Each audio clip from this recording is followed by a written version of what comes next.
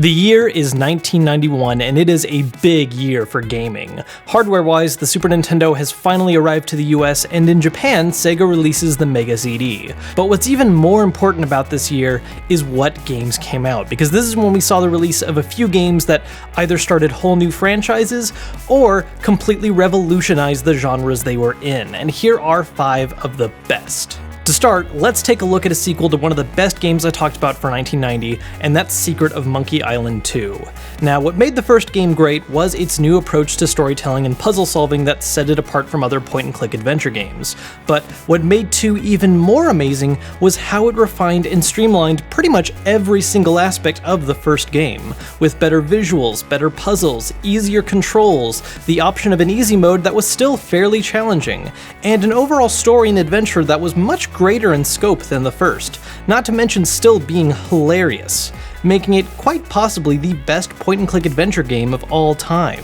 One of the sad aspects about this game, though, is that it has a cliffhanger ending that's never really properly resolved, as the third game in the series was made by a new team that basically ignored the plot and direction 2 was going in. It's still completely worth playing, though, if you haven't yet, and just like the original, you can grab a remake of it super easily for PC that displays in both the old and redone visuals. Next up is the first game to land on the SNES from one of the NES's largest hits in Japan, Final Fantasy IV. This game set a new standard for the console RPG genre, and introduced the active time battle system, a combat mechanic that would be in every Final Fantasy up until 10, which made combat a lot more frantic and timing moves a lot more important. It was also the first Final Fantasy to have a set group of heroes who not only had established personalities, but also specific jobs and playstyles, whereas the earlier ones had blank slates with classes or heroes that were basically jacks of all trades. This was also the first Final Fantasy to come stateside since the original,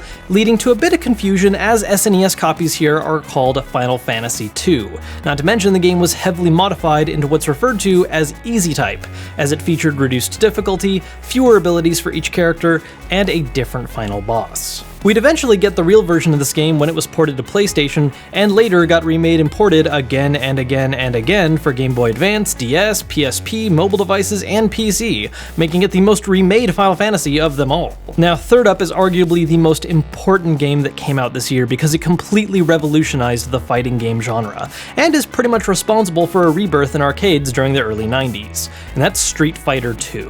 The first Street Fighter was an okay arcade game that gave players one single playable character and allowed for 2-player mirror matching, whereas SF2 introduced and basically set up the entire format most fighting games till this day are built around. Having a cast of distinct stylized characters with ridiculous moves coming from all across the world, several of which handled very differently from one another. It also accidentally created the idea of a combo system, as players discovered through bugs that they were able to chain moves together for continued free hits, which ended up becoming a mainstay feature in pretty much every fighter since. The game ended up being remade several times, with 5 official different versions in arcades and several console ports, including 3 different Super Nintendo games. And the franchise has experienced continued success with several spin-offs and crossover fighters, and 4 more core games released afterwards, the most recent being Street Fighter V. Now, as the 80s ended and the 90s just began, Sega has been scrambling to create or find a mascot of their own to compete with the Nintendo's wildly successful Mario, and in '91, they finally found that character, Sonic the Hedgehog. Rather than try to make a similar clone or another platforming game focused on jumping on enemies and avoiding pits of death, Sonic instead chose to tweak the platforming genre by speeding everything up.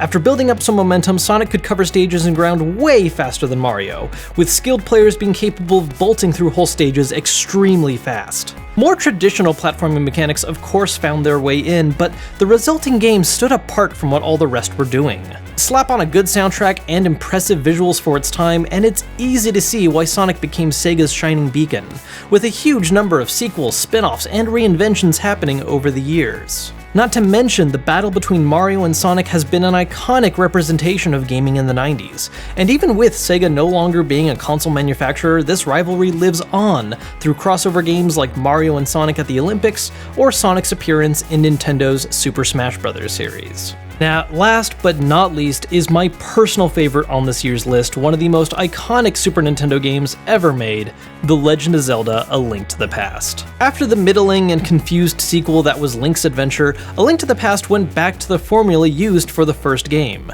and refined it a bunch, having a much more cohesive, albeit still bare-bones story, incredible dungeon design, and while the game had a linear path to the end, it featured a fairly open world with tons to explore, including all kinds of hidden goodies to prepare Link for his adventure. Really, this is just one of those games that serves as a great example of something that just knocked it out of the park in every way possible. Visuals, gameplay, story, sound, music, pacing, controls, it was all just so perfect, especially for its time. The first Legend of Zelda may be a classic for the NES, but it was this game that ensured the series would become one of Nintendo's largest.